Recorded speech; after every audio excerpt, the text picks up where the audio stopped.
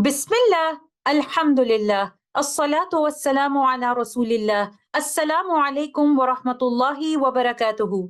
Insha'Allah, today we will be discussing some special words and rules that occur in the Quran, and we will take a special note of them when reciting with Hafs and Aasim Tariqatu Shatibiyyah. Some of these words have been discussed in previous lessons, either as a special rule or as an exception, and some of them do not fall under any of the rules we have discussed previously.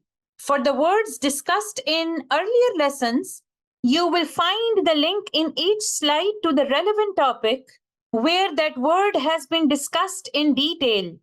So, this topic is divided into two sections. In the first section, we will mention those words that we have already discussed, and the second section is of those words that do not fall under any of the rules discussed previously. Let's begin the first section with these three words in the Quran. When we are reciting with Hafs and Aasim Tariqatu Shatibiyyah, these three words have two different ways through which we can recite them. The first allowed way is tasheel, and the second one is ibdal. The first word appears in Suratul An'am, ayah number 143, 144.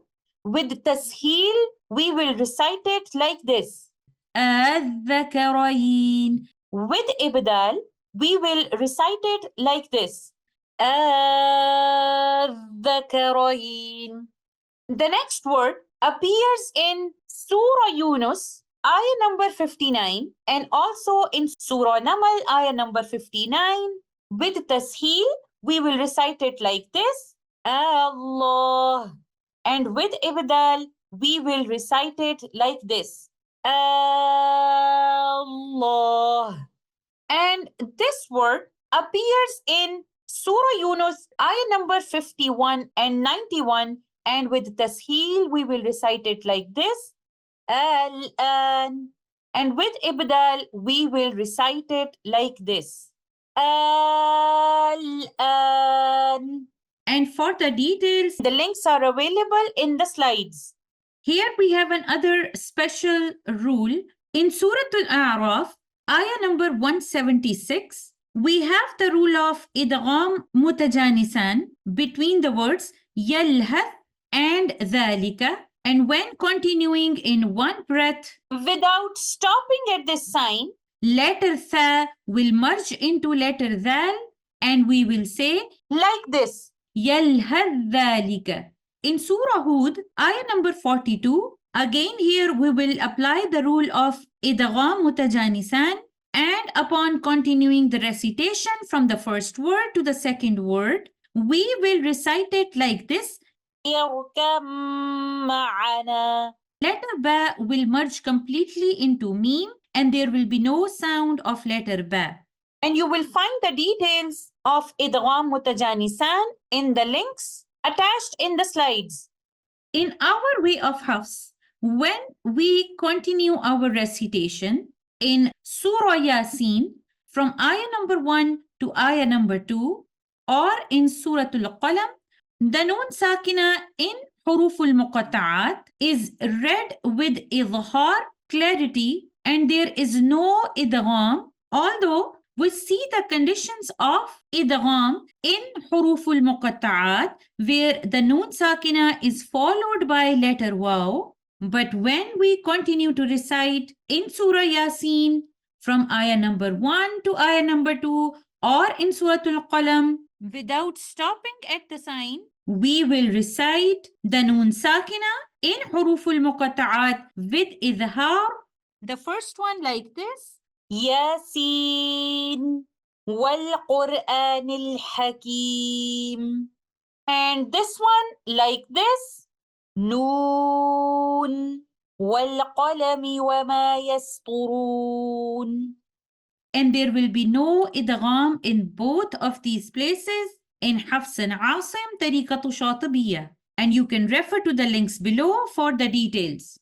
The next word appears in Surah Yusuf, ayah number 11, has two possible ways of reading in the recitation of Hafs and Aasim, طريقة شاطبية. The first of them is Ishmam, where we will merge the first noon into the second with circling of our lips without the sound of dhamma. Like this. تأمنا. And the second one is reading both of the noons with idhar, يعني clearly, but stealing a part of dhamma of the first noon and reciting 2/3 of it with idhar. Like this. تأمننا. For more information about Ishmam and Ikhtilas, you can check the links that are attached in the slides. The next word appears in Suratul Insan, ayah number 4, and in Hafs and Aasim, Tariqatu Shatibiya. There are two possible ways to recite this word upon stopping. The first of them is stopping with alif and pronouncing the word like this, Salasila. And the second one is dropping the alif and reciting the lam with a sukoon like this, Salasil. And also note down this point that the alif is dropped in pronunciation when we continue the recitation. And this word has been discussed in details in 7 alifat. And you can find the topic of 7 alifat in these links that are available in the slides attached in the description below. This rule is also related to 7 alifat, and the word appears in Suratul Insan in ayah number 15 and ayah number 16. When stopping at the word qawarira in ayah number 15, we stop with an alif mad like this, qawarira. But if I want to continue my recitation from ayah number 15 to 16, in that case, I will not recite the alif mad and I will say this word like this, كانت قوارير قوارير. And the same word when it appears in ayah number 16, whether we choose to continue our recitation or stop on this word, in both cases, we will not recite alif, and in continuation, we will say قوارير, and upon stopping, we will say قوارير. And this word also is discussed in 7 alifat in details.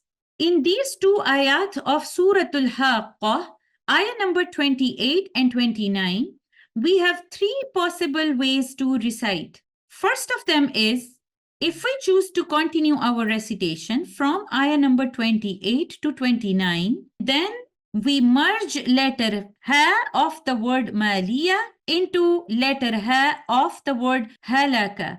And this is called idgham mutamathilan, and we will recite it like this. ما أغنى عني مالية هلك عني سلطانية. The second way is, after the recitation of ayah number 28, we will take a breathless pause, which is called sakt, and you can find the sign of sakt at the top of the word maliya, and we will continue our recitation of ayah number 29. Yani, for ayah number 29, we will not take a new breath, rather we will recite ayah number 28 and 29 in the same breath, but we will take a brief pause at the end of ayah number 28, and the letter ha of the word maliya will not merge into the letter ha of the word halaka. Like this. ما أغنى عني مالية هلك عني سلطانية. And the third way is stopping at the end of ayah number 28, and with a new breath we will start ayah number 29, and stopping at the end of an ayah is allowed, and it is from the sunnah of our Prophet sallallahu alaihi wasallam. And for more detail about the topic of idgham mutamathilan and sakt, you can check these links that are available in the slides attached in the description below. The next special rule is about the word ataniya in Surah Namal, ayah number 36. And there are two possible ways to stop on this word in the way of Hafs and Aasim tariqatu Shatibiya. The first of them is pronouncing the letter ya as a mud letter and reciting it like this. Atani. The second way is dropping the letter ya and stopping with a sukoon on letter noon like this. Atan. But also note that letter ya is always read with fatha when we continue our recitation. And the details of this rule can be found in the links below. So this particular rule is about tafkhim or tarqiq of letter ra. When we choose to stop on these words, Misra or Ain al-Qitri, the letter Ra can be read with tafkhim or taraqiq. Both ways are allowed. So upon stopping on this word with tafkhim of letter Ra, we will recite it like this. Misra. With taraqiq of letter Ra, like this. Misr. And upon stopping on this word with tafkhim of letter Ra, we will recite it like this. Ain al-Qitra. And with the tarqiq of letter Ra, we will recite it like this. Ain al-Qitra. But in continuation, we will follow the vowel of letter Ra in case of Misra. Letter Ra will be heavy. In case of Ain al-Qitri, letter Ra will be read with tarqiq, it will be light. In the next word, Firuqin, when we choose to stop on this word, the letter Ra in the word Firuqin is read with tafkhim only. But if we choose to continue our recitation and reciting letter Qaf with kasratain, in that case, letter Ra can be recited with tafkhim or tarqiq both. So in case of stopping, we will say Firuq. And in case of continuation, we have both options to say it like this, firqin or firqin. And you can find the details about this topic in Tafkhim and Tarqiq of letter Ra, and the links are posted below. When reciting with Hafs and Aasim tariqatu Shatibiya, there are 4 places where we are required to do sakt, yani a breathless pause. The first one is Suratul Kahf. If we choose to continue our recitation from ayah number 1 to ayah number 2, in that case, you will find the sign of sakt here. And in our way of Hafs, we are required to pause here. Like this. وَلَمْ يَجْعَلْ لَهُ عِوَجًا قَيِّمًا. But if we choose to stop at ayah number 1, then it is allowed and it is from the sunnah of our Prophet sallallahu alaihi wasallam. In Surah Yasin, ayah number 52, you can see the sign of sakt and qila after the word maruqadina. So if we choose to continue, then sakt is required in Hafs and Aasim tariqatu Shatibiya. Like this, mimma ruqadina hadha. But it is encouraged to follow the sign of qila here. In Surah Al-Qiyamah, ayah number 27, sakt here is required in our way of Hafs like this. وَقِيلَ مَنْ رَاقٍ. And in Surah Al-Mutaffifin, ayah number 14, sakt is required between the words bal and rana. And we will pause here like this. كَلَّا بَلْ رَانَ. All links are available in the slides that are attached in the description below. Now we will discuss some exceptions that do not fall under any of the rules that we have discussed previously. And the first of them is a special word that has its own special pronunciation. That's why you see a sign under it to indicate that here the reciter needs to do something different. And that is called imala. And in the recitation of Hafs, this is the only place where we will apply the rule of imala. And what is imala? Imala is a sound that comes from between the alif and ya. There are two types of imala, imalatu sughra and imalatu kubra. Imalatu sughra is the sound which is closer to alif and far from letter ya. And in Hafs and Aasim, imalatu sughra is not applied anywhere in the Quran. The second one, which is called imalatu kubra, the sound is between alif and ya, but it is closer to letter ya. And when we are reciting with Hafs and Aasim, tariqatu Shatibiya, there is only one word in the Quran in which we will apply imalatu kubra. And that word is in Surah Hud, ayah number 41. And this is how we will recite it. Majreha. We will pronounce the alif between the sound of an alif and ya, and we will pronounce the fatha that is on letter ra between a fatha and a kasra. We will not recite this word like this, majraha or majriha. In fact, we will apply the rule of imalatu kubra and we will recite this word like this. Bismillahi majriha wa mursaha. Majriha.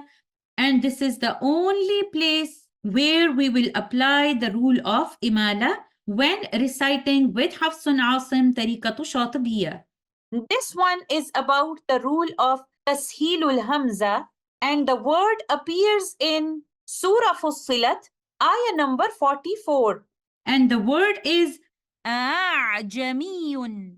The word here is pronounced with Tashilul Hamza, and it is written like this in the Quran, where you can find that after Hamza, there is an alif with a special sign on the top, indicating that there is something different that we need to do. Originally, the word is like this, with two Hamzas at the beginning.